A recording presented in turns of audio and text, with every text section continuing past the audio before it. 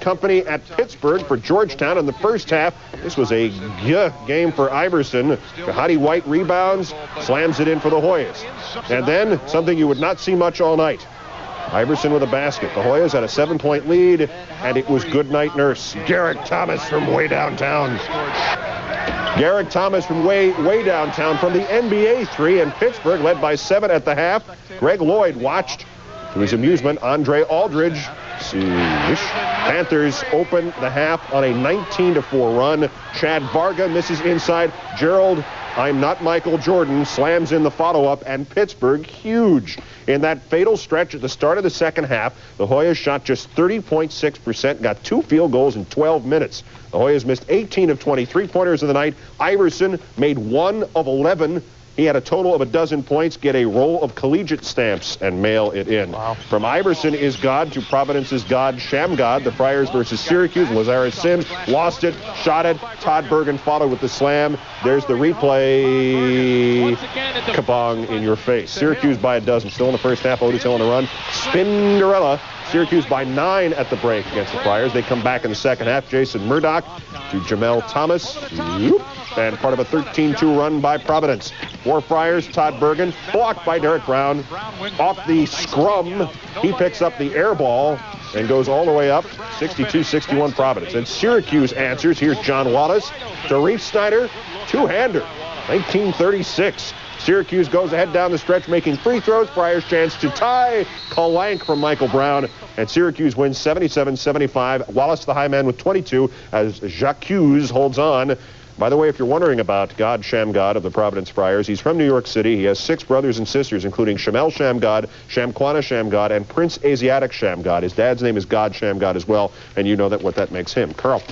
Well, God at Duke is Coach K. Could it be that not even he was enough to lift the Blue Devils back to respectability? Could it be that the team which began the season unranked, then climbed to number 12, actually woke up and realized it was playing above its collective head, back exactly where they were after 2 conference games last season, 0-2? Maybe sleeping is a good idea, because here comes number 8, Wake Forest. There's Grant Hill. They offered him to put a uniform on. He said, I couldn't do that. Duncan out, blocked by Greg Newton, and Greg Newton is all fired up. And then Wake has trouble getting it into Duncan. Bounce pass off Duncan's fingertips. That's Blue Devil ball. Duncan 6 points, 5 turnovers in the first. Second half, Duke breaks. Chris Collins, Carmen Wallace, the double clutch jam. Collins 5 assists, and Coach K, all right, we're intense. I'm down on the floor. We're up 4. Can we stay that way? Somebody woke up the sleeping giant. Tim Duncan. Pass Newton for the dunk. Odom's fired up now. Then less than 2 to go. Duncan up under Newton for the layup. Duncan 24 points. Wakes up 1 after they hit 2 free throws. Duke with the last chance. Jeff Capel 2. No. Duke loses by 3, 57-54. Last season it was Randolph Childress who did it. This season it's Duncan. 12 of the final 16 for Wake. Dave Odom said Duncan quit worrying about his 338 moves and used the one he knows how to use, taking the ball to the basket. There were tears in the Duke locker room following the loss. Real tears. Clemson still hasn't lost a game, hosting Virginia. There's Jeff Jones, first half. Curtis Staples, Harold Deane. Deane for 3. He only had 39 points. Greg Buckner the drive and the reverse layup. It goes. And then Deane on D.